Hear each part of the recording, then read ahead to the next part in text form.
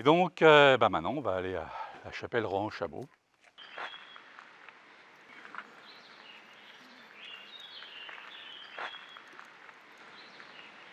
La chapelle, elle a été construite probablement entre 1850 et 1860, début 60.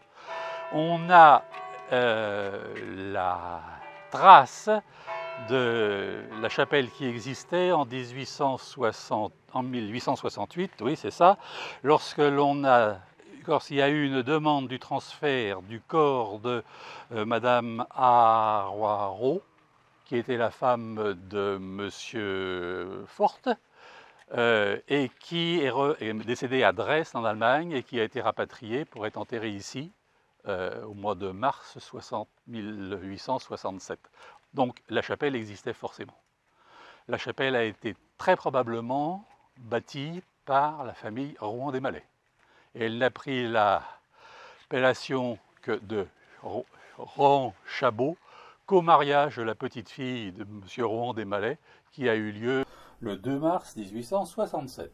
Donc ce n'étaient pas les constructeurs, et on en a la preuve que les Rohan-Chabot n'étaient pas les constructeurs, et on a la preuve que c'était les Rohan qui en ont été les propriétaires constructeurs, parce qu'au décès de Madame Rohan, un peu avant 1893, elle a donné de son vivant la chapelle et le terrain qui est à côté où maintenant il y a un tennis à son petit-fils.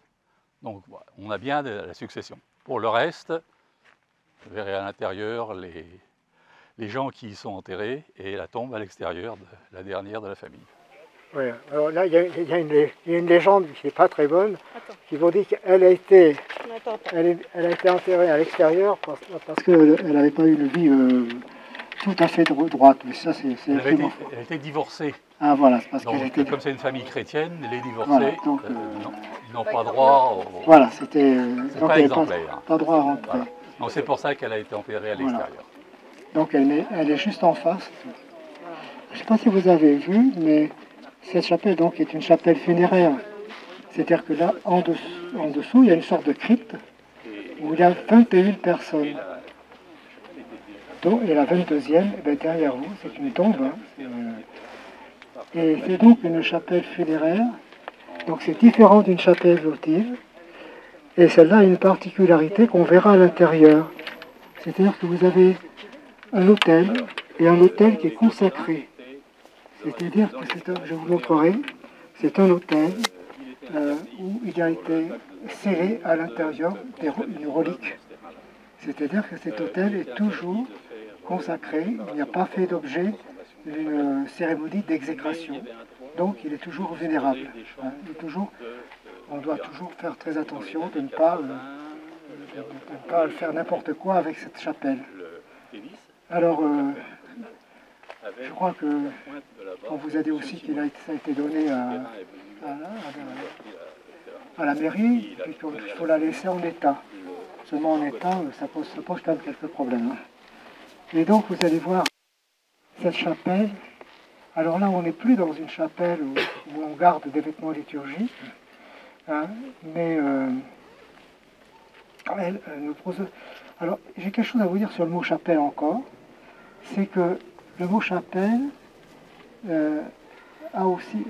vous avez au XIIe siècle, au XIIIe, comme l'église de Taverny, vous avez de chaque côté une chapelle, des chapelles absidales de chaque côté. Ça, c'était le propre des églises du XIIe et XIIIe siècle. Hein. Et puis, mais les chapelles à l'extérieur, c'est beaucoup plus récent, sauf lorsque vous aviez le privilège royal, etc. On ne peut pas du tout. Donc, voilà. Cette chapelle, vous allez voir à l'intérieur, ce qui est intéressant, c'est de voir l'autel. Et les statuettes qui sont posées dessus, qui témoignent de la spiritualité des propriétaires de la chapelle et de ceux qui sont inhumés dans la crypte.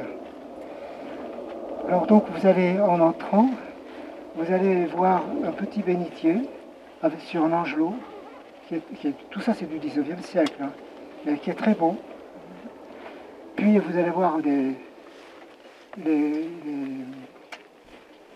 plaques commémoratives qui sont appendues au mur. Ces plaques commémoratives, moi jusqu'ici je ne connaissais que celle-là, mais d'après ce que j'ai vu, il m'a dit Jean-Luc là, lorsqu'on a fait les travaux de paysage, on a découvert, enterré les stèles tombales. Et qui me semble d'ailleurs intéressante à étudier, parce qu'il y a beaucoup plus d'informations dessus que sur les plaques que vous allez voir. Et ça m'a surtout très intéressé, mais pour les bouger, vu mon arthrose... Alors ces stèles se trouvent à l'entrée derrière la porte, vous verrez en entrant. Voilà. Entreposées au sol. Alors on va aller voir cet hôtel, je vous montrerai ce que c'est en fin de compte un hôtel avec relique, et je vous expliquerai ce que c'est. Si vous voulez, on peut y aller. Alors je vous dis, on doit rentrer avec un certain respect parce que c'est quand même une chapelle funéraire et il y a quand même des habitants en demeure en dessous. Cette chapelle est construite dans un axe est-levant ou est-couchant. Mais l'autel a la particularité d'être tourné vers l'ouest, c'est-à-dire vers le déclin de la vie. Le couchant est traditionnellement le lieu des ténèbres. Une telle orientation de l'autel semble intentionnelle, car bien en adéquation avec la destination de la chapelle. Construite au milieu du XIXe siècle, elle a été donnée le 14 octobre 1968 par la marquise de Maillet à la commune de Taverny. Ses dimensions sont surprenantes. Dans la crypte sont inhumées 21 personnes. À l'extérieur, en face de la porte d'entrée de la chapelle, se trouve la sépulture d'une 22e personne. En entrant sur le côté gauche, un petit bénitier supporté par un angelot est scellé au mur. 17 plaques funéraires appendues au mur rappellent les noms, qualités et dates de décès des défunts. Pendant les travaux d'aménagement des espaces verts, plusieurs stèles ont été découvertes et actuellement entreposées dans la chapelle. L'enfouissement de cette stèle n'a pas encore d'explication, mais il semble que les plaques appendues remplacent ces stèles, lesquelles nous donnent beaucoup plus d'informations sur les personnes maintenant inhumées dans la crypte. L'autel, situé au fond de la chapelle, outre son orientation originale, a la particularité d'être consacré, car il a un sépulcre, c'est-à-dire une cavité conservant les reliques de saints et fermée par un couvercle de pierre scellée. L'origine de ces reliques est inconnue. Posé sur la table de l'autel, on remarque un reliquaire dans lequel est exposée une couronne d'épines imitant celle du Christ. C'est vraisemblablement un souvenir d'un pèlerinage à Jérusalem.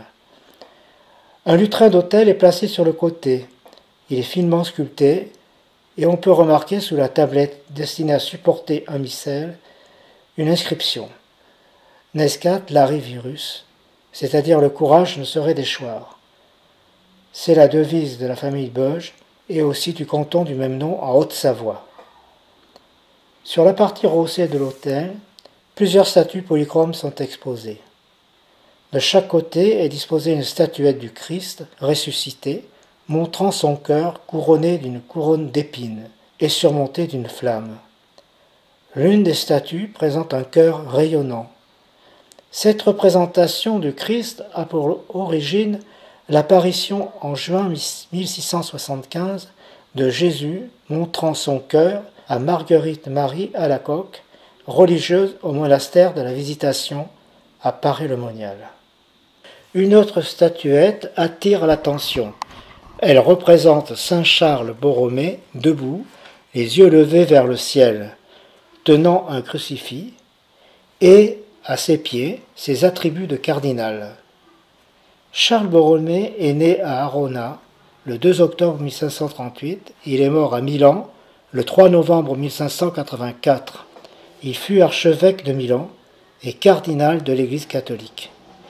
Il a été un artisan très actif de la contre-réforme.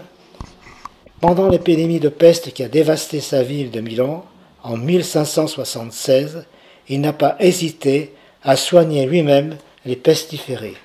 Il a été canonisé le 1er novembre 1610. Enfin, la dernière statue est une Vierge à l'enfant. Marie est représentée soutenant l'enfant Jésus, les pieds posés sur le globe terrestre. C'est une des représentations classiques de l'enfant Jésus, sauveur du monde ou Salvator Mundi. Parfois aussi, l'enfant est représenté, un globe dans sa main gauche et bénissant le monde de la main droite.